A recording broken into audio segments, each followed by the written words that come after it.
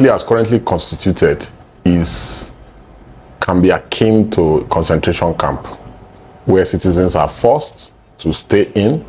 This nation is anti-poor, and this is a nation where police chiefs in this country, they are hustling to take pictures with bandits in Zamfara. Hello everyone, and welcome back once again. My people, Barrister Deji has scattered the table. Like this one, a bombshell. Like he don't finish Tinubu in this particular video. According to Deji, he said that Nigeria is a concentration camp where citizens are forced to stay in. And also he said that Nigeria is an anti-poor people country because the law is only meant for the poor and the rich can do whatever they want to do. Definitely they will go scot-free. Make I not even waste your time because you really need to relax and watch everything that he said in this particular video. But before then, please, if today is your first time here, don't forget to subscribe, like and share. Let's go ahead and watch the video. I'm going to be right back. Currently constituted can be akin to a concentration camp where citizens are forced to stay in. And if you doubt me, if you think that Nigeria is not a concentration camp, let's run a social experiment. Let United States of America alone make their country visa-free to Nigerians. And let's count how many of us will be remaining. So that is what best describes this nation. A nation where the rich are not paying for doing business, for buying private jets, but the poor are taxed to pay triple the price and now quadruple the price of petrol. Cannot be said to be a nation for poor people. This nation is anti-poor. By and large, it's an anti-poor nation, anti-poor people's nation. So that is my take. In terms of the economics, in terms of the polity, it does not favor the average Nigerian in any way. So a nation where minors are being arraigned for terrorism, for saying, oh, we are hungry. This is the reason why we are protesting. Please, government should help us. Government should stop insecurity. In response, government say, come on, lock them up for 93 days without food, starve them, and above all, slam them treasonable felony charges and parade them like common criminals. And this is a nation where police chiefs in this country, they are hustling to take pictures with bandits in Zamfara. They organize elaborate ceremony to according to them, they say reintegrate Boko Haram members into the society. Then you arraign minors and children for terrorism and treasonable felony charges. Well, from day one when they came to Abuja, they were brought to Abuja and we started seeing them even before they arrived. And they were arrested by the DSS, some by the police. We started speaking with their parents. Many of the minors were just in front of their homes. Police came to raid. It was a joint task force of police, SSS, and other security. They came to raid. So anybody that is seen on site, they just arrest them. So like one of the minors that the mother still called me even yesterday, was just sitting in front. They were playing football. So immediately they had police, everybody started running. It's a Nigerian thing. And as they were running, police arrested both the adults and the minors. Anybody they just see on site, they arrested them. And subsequently, we started tracing where were they? Where have they been taken to? They say, oh, they were taken to Kaduna. Some say, oh, it's Abuja. So we kept doing back and forth between force CID, force headquarters, and the notorious abattoir, where there's now IRT and kidnapping unit and all that. So that was where we eventually found them. There is nobody. And I'm on record, there's nobody in this country that we did not meet, except maybe the president and the vice. And we didn't beg that these children be released to us. And we kept at this for over 2 months. When it became obvious and clear to us that everybody will say, oh, we have orders not to release them. We have orders not to. We had to go to court to go and force their arraignment. And if not for the actions that we took to file fundamental right proceedings against the government, and to put pressure on ensuring that the kids were arraigned, I can assure you that the kids will not have been arraigned 93 days later.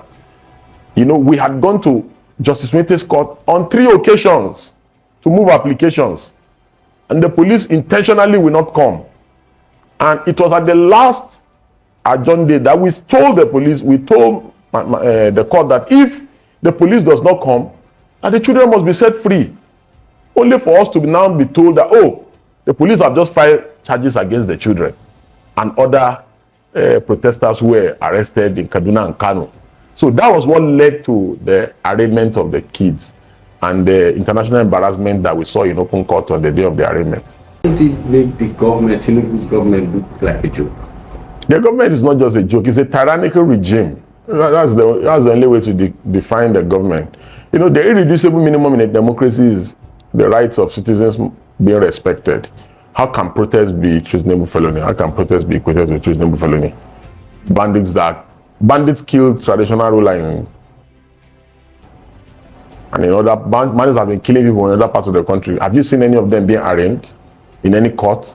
Not one person since Tinubu has come on board. Not one bandit has been put on trial. Not one Boko Haram is facing charges. But because he's a chief protester himself, you know, he does not want any form of dissent or criticism. He does not want any form of opposition or protest. They feel that by slamming treasonable charges and commonalizing and trivializing treason, the offense of treasonable felony, that they'll be able to scare people from protesting.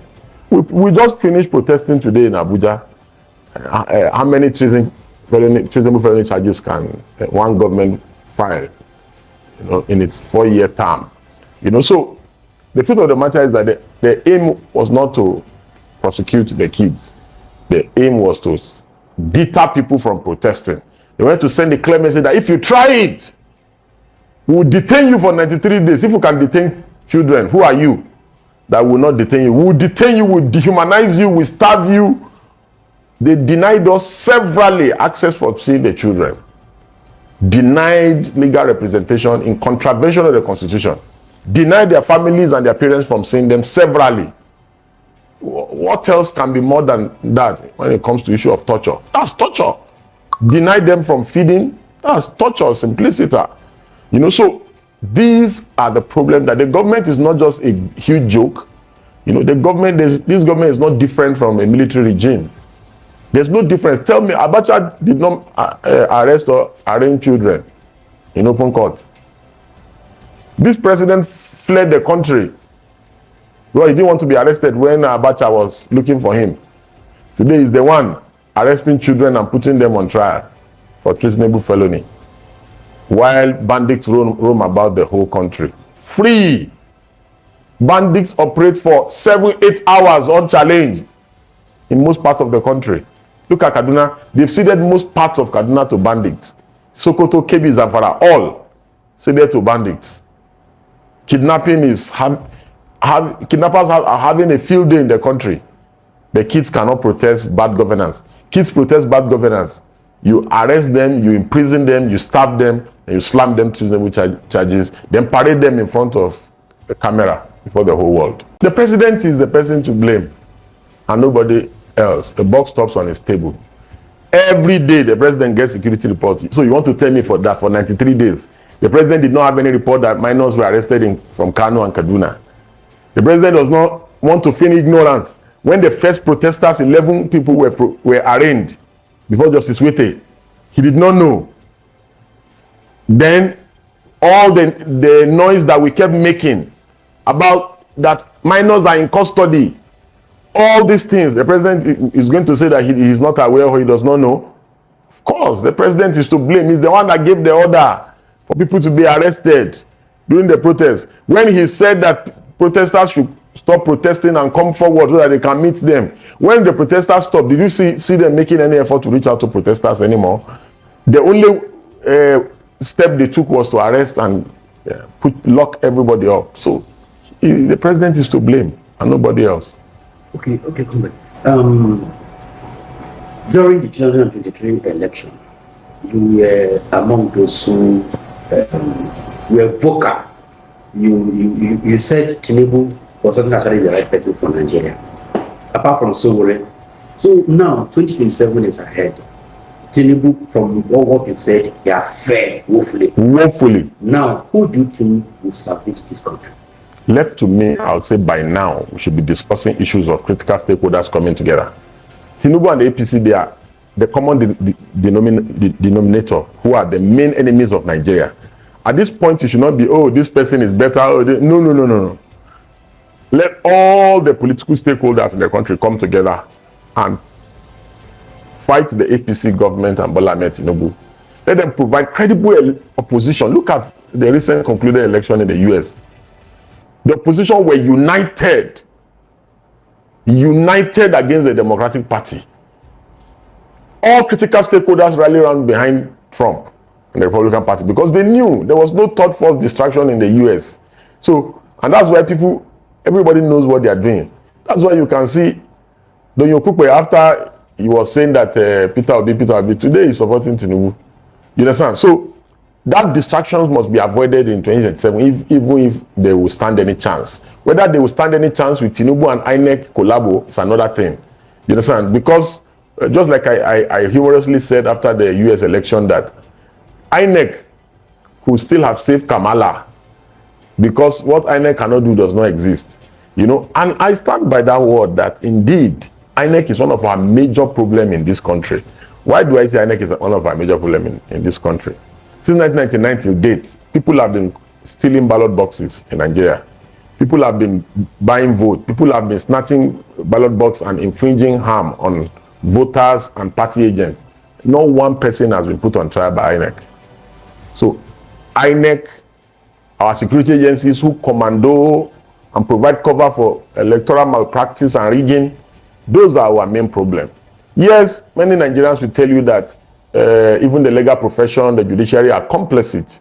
But if INEC were to be credible, to be truly independent, we will have less problem. Another way for political stakeholders, since we already know that majority of the people in INEC are politicians, card-carrying member of APC.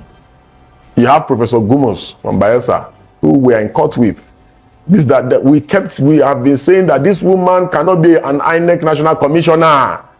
She's an APC card-carrying member from Bayelsa. Majority of the INEC commissioners that have been appointed are APC card-carrying members. The only way for us to prevent in going forward what INEC is currently doing by predetermining elections before elections occur is that let us now agree that INEC is a political party. It's a partisan organization, institution. That let us now agree collectively that all political parties should nominate people to be INEC commissioner, national commissioner. APC will nominate an equal nomination representation in INEC. If APC is nominating 10 people into INEC, PDP, Labour Party, NNPP should also nominate 10 people. Then we can now give the president discretionary powers to appoint the INEC chairman. Then if that becomes the case, it will be impossible for anybody to rig any election using INEC because the critical stakeholders will be on the table and they will never agree. You will never have an INEC consensus to rig for a particular political party because by not doing so, we are still deceiving ourselves because the people who are there are politicians already. The national commissioners and INEC are politicians. Take it to the bank. I'm the one. My name is Dadinyoju. I'm the one saying it. They are all politicians. They are not independent-minded people. Don't you think PPB would have done better than Tinubu had won the last election? Yes. Left to me, if Tinubu is on the ballot, Atiku is on the ballot, Peter Obi is on the ballot, even if, and I don't drink alcohol, I've never drank alcohol in my life, even if, assuming without considering that I'm drunk, I will vote Peter Obi among these three people. But what changed the factor for me is I cannot have a Sowore on that ticket, on the ballot, and still vote Peter Obi. Because ideologically speaking, Peter Obi is not that much different from a Bola Ahmed Tinubu or an Atiku. Because all the capitalism campaigns, they ran it together. I will remove fuel subsidy. Why is it that you must always remove fuel subsidy? Why can't you remove subsidy for the politicians and the rich people? Do you know how much we are subsidizing Dangote in this country? Nigeria practically subsidized Dangote. Dangote is living on the lifespan of Nigeria. Do you know how much we subsidize for Akpabio, Godswill Akpabio, and those people in National Assembly? Do you know? Didn't you read the report of that the First Lady wanted to travel one time and she changed naira into dollars? I can't even call how much was changed. Haven't you seen the president buying a new jet? Haven't you seen they said the vice president need a new jet? Some people in Borno even, they said they are not in stakeholders, that the vice president life is in danger. They should buy. Why should a poor poverty capital of the world, why should we be buying jets for politicians who are not productive? Every year they buy brand new cars. So why should I think that Peter Obi, Atiku or Tinubu, why should I think they are different when they preach the same thing? When all they do is capitalism, they are slaves of IMF and World Bank. Forward now, if we are to make, even though we have not really gotten into that stage of politics and all of that, but looking at these three persons, which candidate do you think should come together to make a stronger bond that will be able to host? That is their business. Or there should be a new left to me, I'll go for a new breed. Left to me, because believe me, what will these people do that others have not? These are birds of the same feathers. They've been there, they've been doing these things over and over again. It's the same thing. There's nothing. They all preach removal of first subsidy. Do you understand? It was only Omo Eleshowore that was different among them. So left to me, but as bad as even considering them as an option is, I will still advise that the Atiku, Peter Obi, Kwankwaso should come together. At least it's better for them to come together than for them spreading themselves thin and being divided, which is one of the things I condemned and criticized during the last election. And they only united after they lost. I think they even held a joint press conference to cry and wail. What is the problem with P2B? People believe you hate him so much. Why do you hate P2B? Well, sincerely speaking, I don't hate any of these politicians. I just criticize them. You know, Nigerians don't love to be criticized. It's not about a leadership. It's not only the leaders that don't love to be criticized. Nigerians generally don't like to be held accountable or criticized. You know, Nigerians generally, they have God complex, and that's why they also treat people they support as some demigods. You know, and you can actually see the God complex visible in our polity.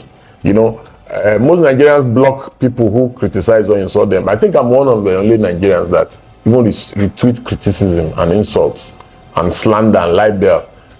Even some people feel that, this person called my name, I'm going to sue, Why is all that necessary, really? Why shouldn't we tolerate dissent? Why shouldn't we tolerate criticism? Why do people see criticism as hatred? Bola Ahmed Tinubu will say, we hate him, we do this. We are criticizing you, nobody hates you. And after all, what I was saying, paradoxically, is that these guys, none of them is a messiah. Peter Obi is not a messiah. He's not different from the bullion van convener in the villa. That they are all the same. That's just what I was saying. That after all, he invested Anambra State money in his family business. How can that amount to hate? I'm just simply stating the obvious. But will you suggest a situation where Atiku steps down and supports a younger presidential candidate in the next election? Ideologically speaking, if we are being serious, should Atiku even still be contesting? Did they swear for him with contesting for a presidential election? Do you know since when Atiku has been contesting? The entitlement, now that Trump has won, do you know Atiku now is believing that now that Trump has won, that is also his own Emilokon? His supporters have been gingering since Trump won that, look at Trump is almost 80. Nobody in 2027 should say that Atiku should not contest. This and that. Were you born to contest every election? Should you not be tired? Should Atiku not be tired by now of contesting and perpetually losing? So, how can you feel so entitled? And that is my problem with Aliko Dangote. He feels entitled. The guy went to court to say that court should stop other people from importing fuel into Nigeria. That now that he has a refinery, is the only one That is an article behavior. That's an article behavior. It's only somebody that feels that the country was created for him that will feel so entitled. It's like, have you seen some people that will refuse to work in life and say that the reason why they are poor is because their uncle has refused to help them? That is how Atiku and Dangote is. That's how they are behaving. Talking about Dangote, you are one of the persons that never believed in that project. You said you think that Dangote was only playing on the ignorance of Nigeria, so not even know how the refinery things and all those things that is being worked. For instance, when he started his refinery, people believe that the moment the refinery starts working, the fuel will crash to maybe 5 naira per liter. But today we are buying fuel a liter for about 1,200 naira, or about more than. So why is this so? Because the reason is because I know Aliko. All you need to do about a man, it's like Tinubu coming to say that he's coming to fight corruption. A bullion van man come to fight corruption. A capitalist saying that, oh, if I come, things will be cheap. How? So I said it. I've been vindicated. Just like during the last election when I said, this division within the opposition is counterproductive. They say, Deji has come again. But I was vindicated eventually. So Dangote will never, ever want things to be cheap. He will never, ever want things to be cheap. And that's why you see him making all this drama and crying. He will start a propaganda, counter it, then start another one. There's nothing I've said about him that has not turned out to be true. How can fuel that is brought from Argentina, Brazil, how can it be cheaper than fuel that is refined in Ibejuleki? You are not putting it in a ship. You are not paying duties on it. But the fuel that is brought all the way from Brazil is cheaper than fuel that is produced in Ibejuleki, and you say that somebody like me should be deceived or be vulnerable about Aliko that we all know. There's no business that Aliko Dangote goes into that he does not want to monopolize the business. So, and the oil and gas sector will not be an exception. People like Dangote, they only thrive when there's monopoly. And what am I saying? A nation should not be built around individuals. Nigeria should not be built around Aliko Dangote. The way we built refinery for Aliko Dangote, we should build refinery for other people. So that we can now have 10, 6, 12 refinery. Let's see whether Aliko Dangote will not abandon his refinery and go into another sector where he can have monopoly. But we have 4 refineries in Nigeria that has been docile. Can we kickstart, if those refineries are kickstarted, will it give Dangote a run for his money? Of course. Our 4 refineries combined, we can produce almost 600,000, 400 and something thousand. Aliko Dangote's refinery is just about 600,000, thereabout. So, of course, if the refineries work, and that is why I support the idea of selling the refineries, because of corruption, bottlenecks. I generally have been saying it over the years that government business doing business in Nigeria, because they are not effective managers. So, if we sell those refineries, including the modular refineries, Aliko Dangote will not be able to tell us or determine market forces. The reason why fuel is almost 1,200 today is because of this so-called Aliko Dangote refinery. Before the refinery came on board, we were buying fuel in this country for 100 and something naira. It's partly the reason why there's hyperinflation in the country.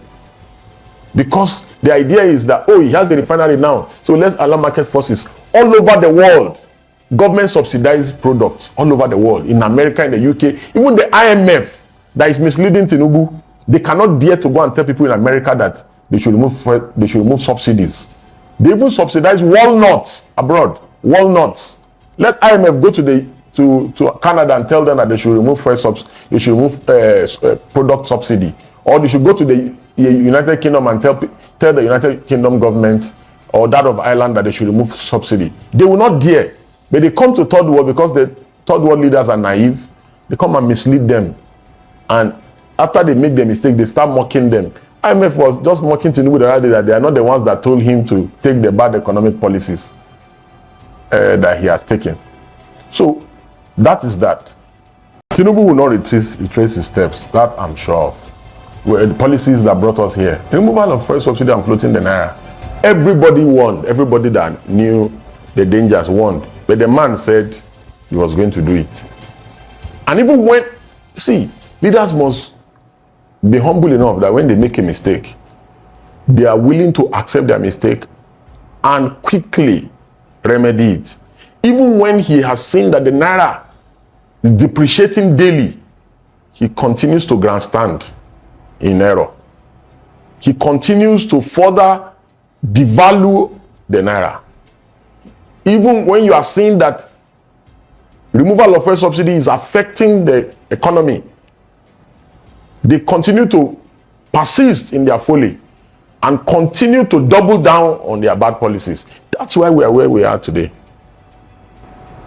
On the final note, are you projecting that Nigeria will ever come out of this economic hardship all through till the end of Tinubu's tenure, or you are seeing more hardship till the end of this tenure? Even if you ask Tinubu this question, he will tell you that Nigeria will not come out of hardship. If you ask Tinubu, well, I meant Tinubu this question, he will tell you that Nigeria will not come out of hardship under him.